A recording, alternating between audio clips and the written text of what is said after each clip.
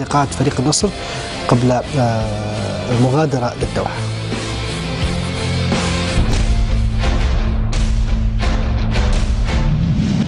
كابتن أحمد الدوخي نجم نادي النصر. كابتن أحمد، مباراة السد مباراة قادمة للنصر، مباراة مهمة، النصر متصدر المجموعة، كيف تشوف استعدادات الفريق لهذه المباراة؟ طبعا احنا كلاعبين باذن الله ان شاء الله نكون حذرين من فريق السد. فريق كبير يملك عناصر جدا مميزين، واحنا حذرين ان شاء الله لهالمباراة هذه، وباذن الله ان شاء الله مثل ما قلت في السابق احنا رايح نحقق 3 نقاط وهذا هدفنا ان شاء الله باذن الله. طيب في غيابات زي كابتن عمر هوساوي، كابتن أحمد عباس، تشوفها مؤثرة في الفريق ولا؟ لا بالعكس، يعني احمد عباس لاعب كبير، لاعب يعني في تطور مستمر، باذن الله طبعا الموجود فيه الخير والبركه ان شاء الله. عمر هوساوي طبعا لاعب يعني من اول موسم له طبعا، صعب اني طبعا اتكلم عنه الان. مثل ما قلت لك طبعا عمر هوساوي لاعب يعني مميز، ولاعب يعني عنده مستقبل كبير. انت تمدح احمد عباس عشان يسمعك؟ لا الصدق. لا مو انا اللي اتكلم عن احمد عباس. احمد عباس يتكلم عن نفسه ومستواه هو يتكلم عن نفسه. احس انك تجامله. لا بالعكس، انا ما جامل احد، بالعكس انا ما جامل احد. وطبعا احمد يعني النقاد والمحللين طبعا هم اللي يتكلمون عنه، ولاعب كبير ولاعب يعني معروف. وبرضه احمد عباس له مشوار طويل، واتمنى ان شاء الله يحافظ على نفسه ويحافظ على مستواه ان شاء الله، واقول له قدامك.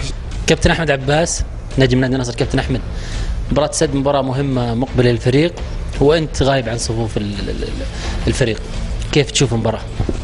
والله مباراة قوية طبعا زي ما الجميع عارف يعني، وزي ما الجميع شايف يعني احنا في الآسيوية بالذات يعني مستوياتنا الحمد لله يعني في تطور مستمر، وان شاء الله نستمر على نفس الاداء وعلى نفس الرتم ان شاء الله، ونقدر نحقق 3 نقاط وانتهى ان شاء الله. طيب انت كيف تشوف غيابك عن المباراة؟ كان ودك تلعب؟ والله طبيعي يعني اي واحد يعني وده يشارك يعني، خاصه في المحافل الاسيويه يعني لها اجواء ولها يعني طابع خاص، ولكن موجودين ان شاء الله فيهم الخير والبركه ان شاء الله، وراح نكون متواجدين مع الفريق ان شاء الله في قطر، ولكن طبعا ما راح نقدر نشارك. توفيق كابتن. شكرا لك حبيبي. كابتن بدر مطوع نجم نادي النصر. كابتن بدر، مباراه امام السد، مباراه مهمه في البطوله الاسيويه، انت كيف تشوف استعداداتكم لها؟ يمكن مثل ما انت شايف مباراة مصيرية قدامنا، خاصة مع نادي السد وعلى ارضه. الحمد لله قدرنا يمكن المباراة اللي تسبق لغاء السد ان نحقق 3 نقاط، وهذا اهم شيء، هذا يعطينا دافع كبير حق مباراة السد. يمكن مثل ما انت شايف اليوم التمرين يعني على يعني جزء الفريق جزئين، جزء لا تمرين وجزء يمكن راحه واسترخاء، لان تدري لاعب مباراة كاملة مع الرائد، وكانت مباراة صعبة خاصة بعد النقص. فان شاء الله باكر يكون ايضا التمرين راح يكون على استاد نادي السد، يكون تمرين تكتيكي حق كل اللمسات الاخيره حق المباراه ان شاء الله. كابتن بدر سلامات، كان عندك اصابه خفيفه في الكتف. الله يسلمك. لا الحمد لله ماكو شيء، هذه يمكن كدمه في مباراه الرائد، وان شاء الله يعني ما هي خطره يعني او انه راح تبعدنا عن الملعب، لا ان شاء الله كلها يوم يومين وترجع طبيعيه ان شاء الله. كابتن بدر، لعبت امام السد من قبل؟ لعبت يوم كنت في نادي القادسيه من قبل. في مهنتك الاحترافيه، القرار المتوقع من اللاعب بدر مطوع انه كاحتراف كره قدم كامل عكس السابق، هل هذا فعلا الكلام صحيح؟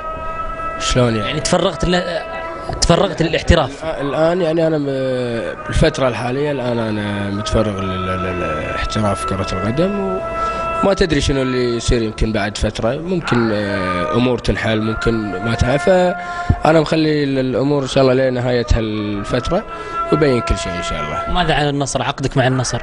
والله اي شيء يعني راح يكون بين نادي النصر ونادي القادسيه، راح تكون في اتفاقات، والان انا كل همي اني مركز لنهايه هالفتره ان شاء الله. كابتن ابراهيم غالب، كابتن ابراهيم، مباراة السد مباراة قادمة، النصر متصدر المجموعة، السد في اخر مباراة فاز على متصدر الدوري فريق الخوية القطري، انت كيف ترى المباراة صعبة وكيف تشوف استعداداتكم؟ اول شيء بسم الله الرحمن الرحيم، مثل ما انت شايف يعني الكل شايف ان يعني احنا الحمد لله ماشيين بطولة اسيوية، تعادل خارج ملعبنا يعتبر يعني شبه انتصار وفوز على ملعبنا، وراح نلعب مع فريق السد، وفريق طبعا قوي وبطل في دورة قطر، فاكيد يعني احنا الحمد لله مستعدين لاحسن استعداد للمباراه.